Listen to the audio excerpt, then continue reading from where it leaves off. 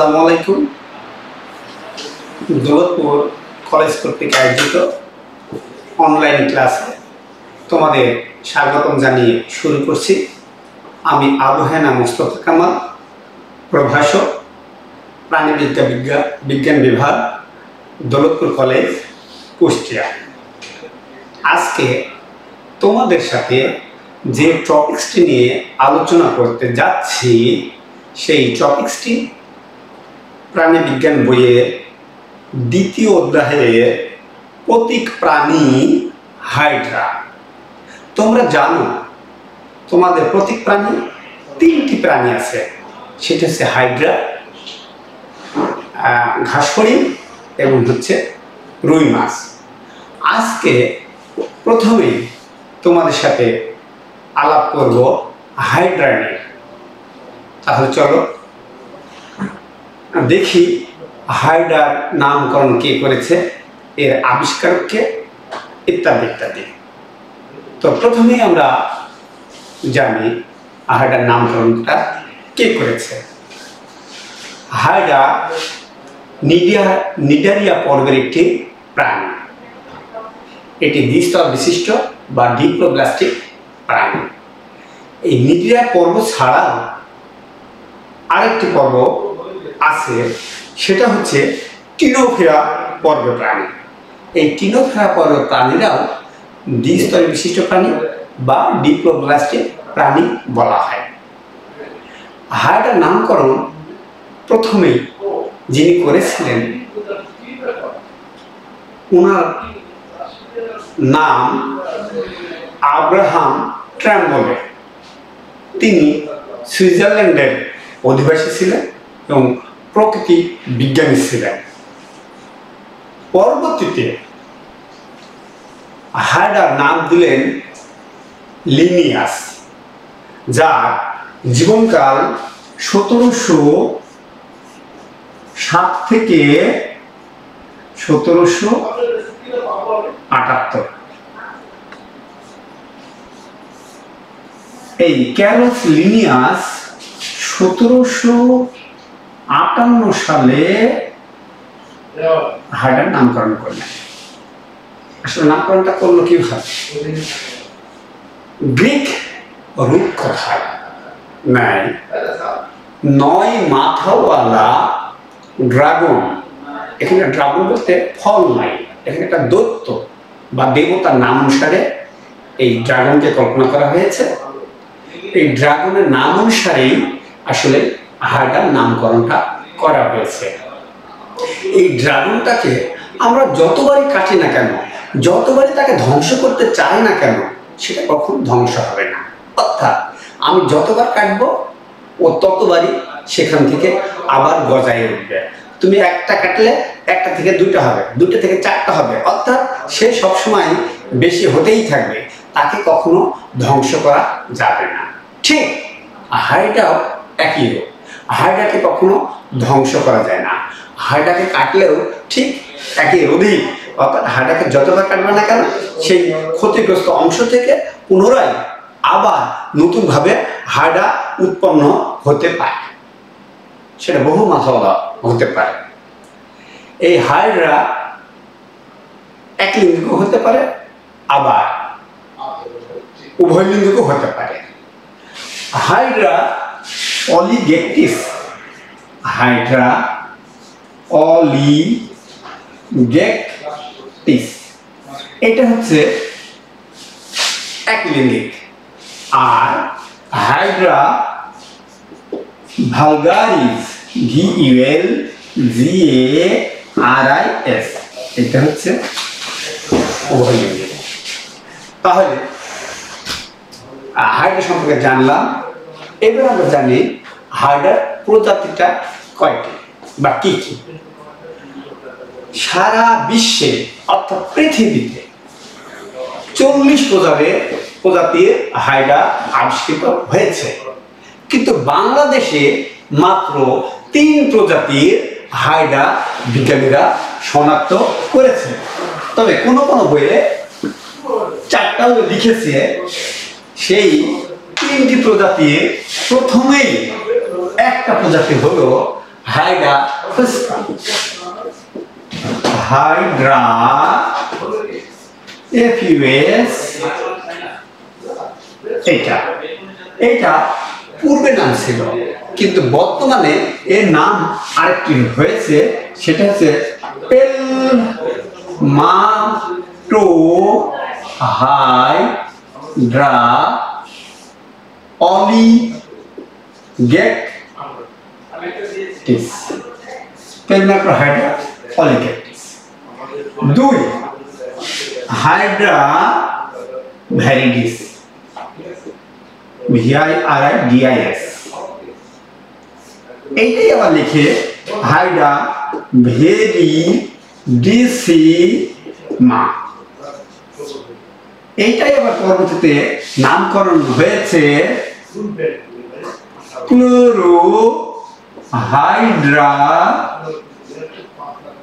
ক্লোরোহাইড্রা ভেরিডিসিমা। ঠিক আছে, এই ক্লোরোহাইড্রা ভেরিডিসিমা। আর 3 হচ্ছে হাইড্রা, হাইড্রার আমি সংক্ষেপে লিখছি হাইড্রা ভালগারিস। ঠিক আছে, তাহলে বাংলাদেশে এই 3 প্রজাতির হাইড্রা পাওয়া গেছে, হাইড্রা ফুসকা, হাইড্রা ভ্যারিডিস, হাইড্রা ভালগারিস। এই হাইড্রা প্রজাতিগুলোর বর্ণ আবার বিভিন্ন ধরনের, এক এক হাইড্রার বর্ণ এক এক ধরনের।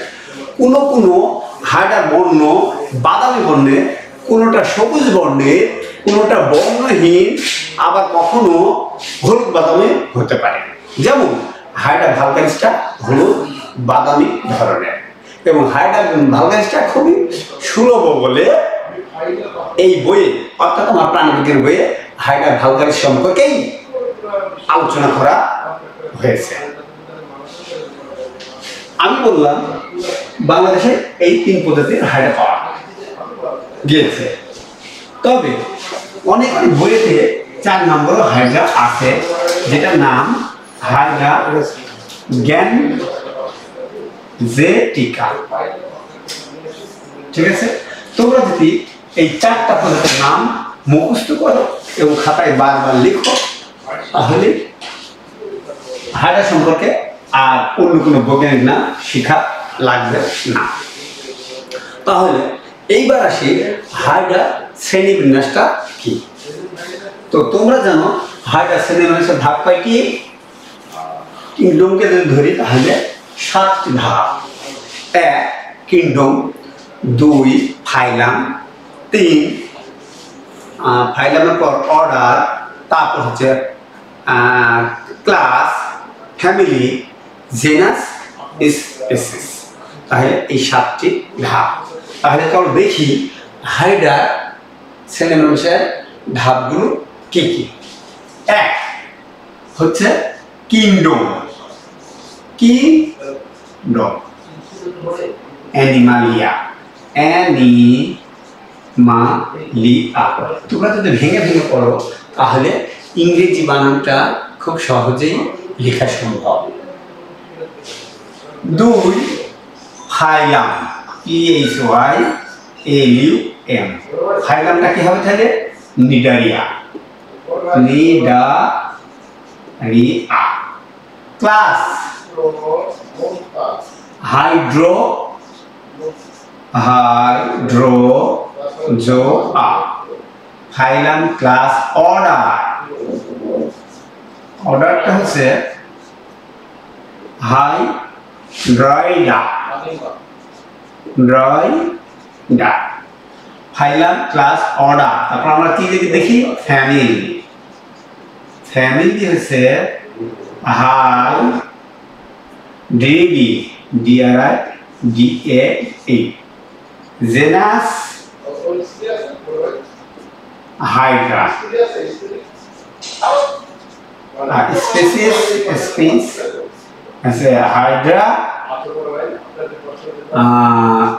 ভালগারিস। এই হচ্ছে হাইড্রার ক্লাসিফিকেশনের অবস্থা। তাহলে দেখো, তুমি যদি হাইড্রা ভালগাস খালি ভোকেবুলারিটা মুখস্থ করো তাহলে জেনাস এবং স্পিসিসের ক্ষেত্রে খুব সহজেই লেখা সম্ভব। এবার আমরা আসি হাইড্রার স্বভাবটা কেমন, হাইড্রার বাসস্থানটা কোথায়। হাইড্রা একটি মুক্তজীবী প্রাণী এবং মাংসাশী প্রাণী। এই হাইড্রা সাধারণত ডেফনিয়া, সাইক্লপস, ক্ষুদ্র ক্রাস্টেশিয়ান ইত্যাদি প্রাণী খেয়ে থাকে। হাইড্রা মিঠা পানিতে অর্থাৎ খাল, বিল, পুকুর, হ্রদ, ঝর্ণা, নিমজ্জিত কঠিন বস্তু অথবা জলজ উদ্ভিদের পাতার নিচে ঝুলন্ত অবস্থায় নিম্নমুখী হয়ে অবস্থান করে। এরা কোশিকা এবং দেহের সংকোচন প্রসারণের মাধ্যমে সাধারণত এক জায়গা থেকে অপর জায়গায় যাতায়াত করে থাকে এবং কোশিকার সাহায্যে খাদ্য গ্রহণ করে থাকে। সাধারণত কোশিকাকে চারিদিকে আওলাই দিয়ে, আমরা গ্রামের ভাষায় বলি না আওলাই দিয়ে, সে আওলাই দিয়ে অর্থাৎ ফাঁদ পেতে থাকে। যখনই কোনো প্রাণী খাবার তার সংস্পর্শে আসে তখনই সে ঝাপটা দিয়ে ধরে তার মুখের নাগাড়ে নিয়ে আসে। হাইড্রা সাধারণত ব্যাপন প্রক্রিয়ায় তাদের শ্বসন এবং রেচন কার্য সম্পাদন করে থাকে। হাইড্রা প্রজনন ঘটে থাকে, একটা অজনন প্রজননের মাধ্যমে ঘটে, আরেকটি জনজনন পদ্ধতির মাধ্যমে ঘটে থাকে। অজনজনন প্রক্রিয়া যেটা, সেটা হচ্ছে মুকুলোদ্গম পদ্ধতি, আর যেটা জনজনন পদ্ধতি সেটা হচ্ছে দ্বিবিভাজন পদ্ধতি। তাহলে আমরা এটাও বলতে পারি হাইড্রার পুনরুৎপত্তির ক্ষমতা প্রচণ্ড, কারণ এর আগে বললাম হাইড্রাকে যতবারই কাটে না কেন সে নিজে নিজেই অনেক হাইড্রা জন্ম দিতে পারে। সুতরাং হাইড্রার পুনরুৎপত্তির ক্ষমতা প্রচণ্ড। তোমাদের মানে জ্ঞানমূলক বা অনুধাবনমূলক এবং জ্ঞান, অনুধাবন, প্রয়োগ এবং উচ্চতর দক্ষতার যে 4টি প্রশ্ন আসে, খ নম্বরে তোমাদের প্রশ্ন এই ধরনের হতেও পারে যে বলো হাইড্রার পুনরুৎপত্তির ক্ষমতা প্রচণ্ড, ব্যাখ্যা করো। তাহলে তোমাকে এই রূপকথার কাহিনীটা দিয়েই তোমাকে লিখতে হবে, তাহলে তুমি নাম্বার পেয়ে যাবে। এবার আসি যে হাইড্রার বাহ্যিক বৈশিষ্ট্যটা কেমন, তার আকার আকৃতিটা কেমন। হাইড্রার দেহ সাধারণত নরম, অনেকটা নলাকার, দেহের এক প্রান্ত মুক্ত থাকে আর অপর প্রান্তটা বদ্ধ থাকে।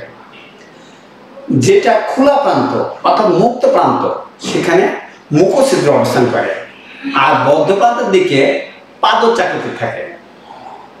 সেই পাদচাকতির সাহায্যে যে কোনো কঠিন বস্তুর সাথে অথবা জলজ উদ্ভিদের কোনো পাতার গায়ে নিম্নমুখী হয়ে ঝুলন্ত অবস্থায় অবস্থান করে থাকে। হাইড্রা সাধারণত অরীয় প্রতিসম্পন্ন, অর্থাৎ হাইড্রাকে যদি কাটি তাহলে 2-এর অধিক ভাগে সমান ভাগে ভাগ করা সম্ভব। এই হাইড্রার দেহ লম্বা হচ্ছে 10 থেকে 30 মিলিমিটার এবং চওড়া অর্থাৎ প্রস্থতে আছে হচ্ছে 1 মিলিমিটার। এর আগেই তোমাদের সাথে আলাপ করেছি হাইড্রার বর্ণ কিন্তু বিভিন্ন রকম হতে পারে।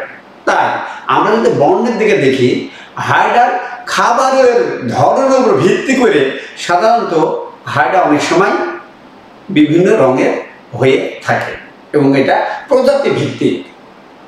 এক এক প্রজাতির কালার এক এক রকমের হয়ে থাকে। ঠিক আছে, এবার আসি হাইডার বাইরের গঠনটা কেমন।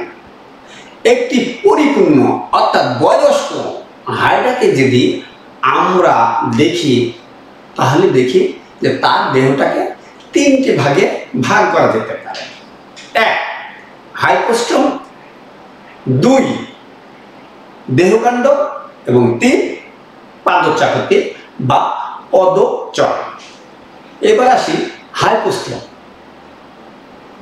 দেহের একেবারেই সামনে প্রান্তে বা মুক্ত প্রান্তে অবস্থিত মোচাকৃতির ছোট সংকোচন প্রসারণশীল একটি অংশ, যেটাকে আমরা হাইপোস্টোম বলি। এবং হাইপোস্টোমের সামনে একটি মুক্ত প্রান্ত থাকে যেখানে মুখছিদ্র অবস্থান করে। এই মুখছিদ্রের মাধ্যমে হাইড্রা খায় এবং খাবার পরে যে অপাচ্য অংশ থাকে, অপাচ্য অংশ হয় সেটা মুখ দিয়ে বের করে দেয়। দুই, দেহকাণ্ড। এই দেহকাণ্ডের আবার কতগুলো ভাগ আছে। এক, কোষিকা, দুই, তোমার মুকুল, তিন, জননাঙ্গ। কোষিকাটা কি বলছি আমরা? হাইপোস্টোমের গোড়ার দিকে যদি 6 থেকে 8টি কোষিকা থেকে থাকে তবে এটা হাইড্রা ভালগারিসে হাইড্রা। বিভিন্ন হাইড্রা কোষিকার সংখ্যা বিভিন্ন রকমের। কোনো হাইড্রার আছে 6টি, কোনো হাইড্রার আছে 6 থেকে 8টি, এবং কোনো হাইড্রার আছে 6 থেকে 10টি বা 8 থেকে 10টি। তো হাইড্রা ভালগারিসের আছে 6 থেকে 10টি।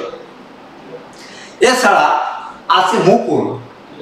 মুকুল হচ্ছে গ্রীষ্মকাল যখন পর্যাপ্ত পরিমাণ খাবার পায় তখন তার দেহে মুকুল অর্থাৎ নতুন শব্দ প্রস্ফুটিত একটি হাইড্রা উৎপন্ন হয়। এই জন্ম নেওয়া মুকুল আস্তে আস্তে আস্তে আস্তে তার দেহ থেকে সরে একটা নতুন হাইড্রায় উৎপন্ন হয়। তিন, জননাঙ্গ। এই জননাঙ্গটা হেমন্তকালে এবং শীতকালে হয়ে থাকে। এটা হচ্ছে অস্থায়ী জননাঙ্গ। তোমার হেমন্ত শীতকালেই আসে এবং হেমন্ত শীতকালের পরে সেটা ল্যাপস হয়ে যায়। এর শুক্রাশয় এবং ডিম্বাশয়। হাইড্রা দেহের অর্ধেক অংশ হচ্ছে শুক্রাশয়, অর্ধেক অংশ হচ্ছে ডিম্বাশয়। শুক্রাশয়টা দেখতে একটি কোণাকৃতি আর ডিম্বাশয়টা দেখতে একটি গোলাকার। ঠিক আছে, আর মুকুলটা হয়েছে অজনজনন পদ্ধতিতে এবং শুক্রাশয় ডিম্বাশয়টা হয়েছে জনজনন পদ্ধতিতে। আরেকটা অংশ পাদচাকতি। এটা একেবারে হাইড্রার নিচের অংশ যেটা কোনো জলজ পাতার সাথে লেগে থাকে এবং তার দেহ থেকে এক ধরনের আঠালো পদার্থ নিঃসৃত হয়। এই আঠালো পদার্থের সাহায্যে সে অন্য বস্তুর সাথে লেগে থাকতে পারে। এছাড়া তার পাদচাকতি থেকে এক ধরনের বুদবুদ উৎপন্ন হয়। এই বুদবুদের সাহায্যে সে এক জায়গা থেকে আরেক জায়গায় খুব সহজেই যেতে পারে। এই ছিল আজকে আমাদের হাইড্রা সম্পর্কে আলোচনা করা। তো পরবর্তীতে তোমাদের সাথে আবার দেখা হবে, আবার অনলাইনে ক্লাস হবে এবং পরবর্তী টপিকসটা নিয়ে তোমাদের সাথে আলোচনা করবো। ধন্যবাদ সবাইকে। ভালো থেকো, সুস্থ থেকো। আসসালামু আলাইকুম।